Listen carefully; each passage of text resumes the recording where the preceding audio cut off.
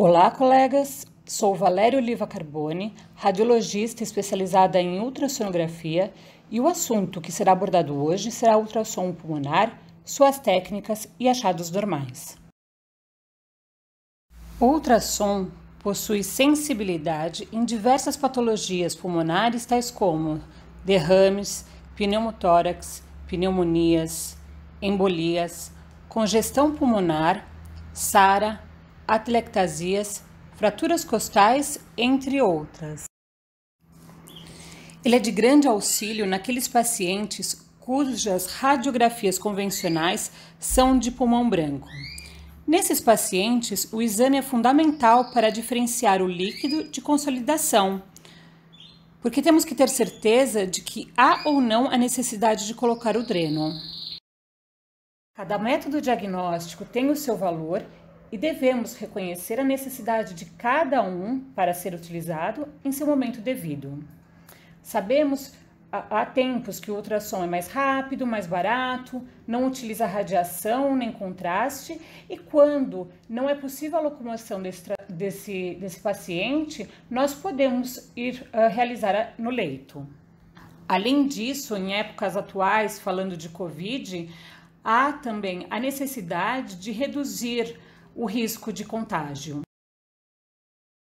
A desvantagem é que é um exame operador dependente. Mas qual exame não é operador dependente? Até na utilização do estetoscópio devemos ter prática. E é por isso que achamos que a sistematização e a técnica adequada deve ser utilizada para cada órgão a ser estudado. O pulmão não é diferente. Falando em técnica, é imprescindível que a escolha da sonda seja mais acertada para a otimização das imagens. Deve-se ter em conta se o paciente é adulto ou criança, a espessura do tecido celular subcutâneo, assim como da musculatura, a patologia em que está em questão, se é parenquimatosa ou se há necessidade de se ter detalhamentos da serosa. O transdutor convexo é utilizado sem dúvidas com maior frequência. É o mesmo transdutor que utilizamos no exame de abdômen. Ele nos propicia uma boa janela acústica entre duas costelas e profundidade adequada para avaliarmos o parênquima pulmonar. Lançamos mão do transdutor linear quando o paciente for menor ou uma criança, ou então queremos focar a avaliação mais detalhadamente na serosa pulmonar. Em algumas situações, nós usamos os dois transdutores. Outros transdutores são usados com menor frequência, como, por exemplo, o setorial. Esse slide eu coloquei porque eu gostaria de exemplificar o uso do transdutor linear. Os dois pacientes são magros, mas o da esquerda, o paciente apresenta uma espessura do tecido muscular mais espesso, é um paciente mais musculoso. Nesse caso, a visualização da serosa não será boa o bastante e o ideal será para esse paciente utilizar o ultrassom convexo para atingir a profundidade necessária. Comparem o ultrassom, a visualização da serosa do diapositivo da esquerda com a direita. Em relação ao posicionamento do transdutor, ele deve ter seu índex apontado ou sua marca apontada para a região cranial do paciente. Procuramos sempre uma janela acústica entre duas costelas e posicionar esse transdutor o mais perpendicular ao pulmão possível.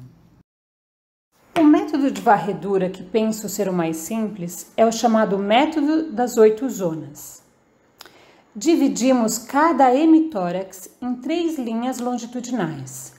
A linha external, a linha axilar anterior e a linha axilar posterior.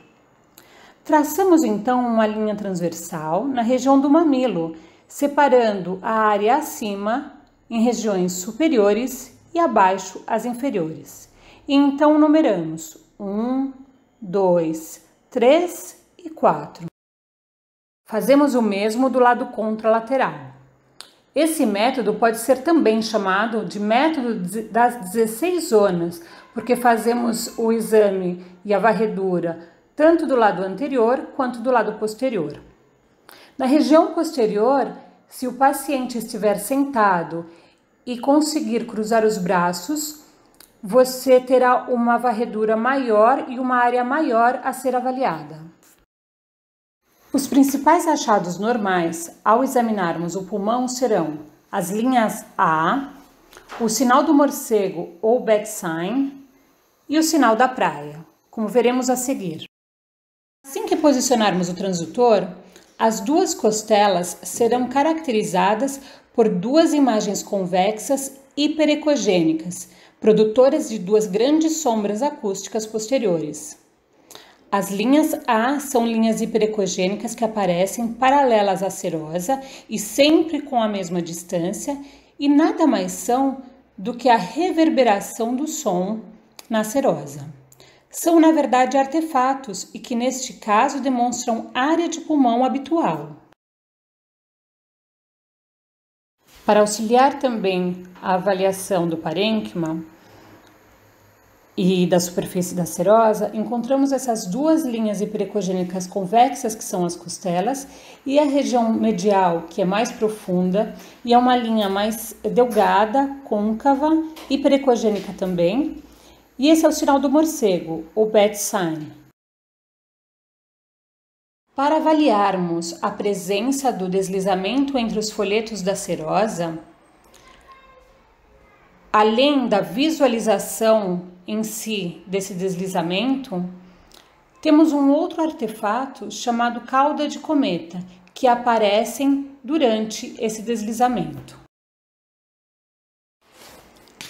Ainda assim, quando a dúvida permanece em relação ao deslizamento, podemos lançar mão do modo M.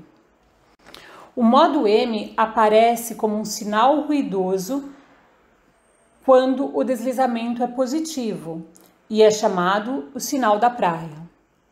Em caso contrário, se não há esse deslizamento, o ruído não existe e é chamado como código de barra. Interessante como em outros exames, queremos escapar e evitar de qualquer maneira os artefatos, completamente diferente do que no ultrassom do pulmão, onde os artefatos são os nossos aliados.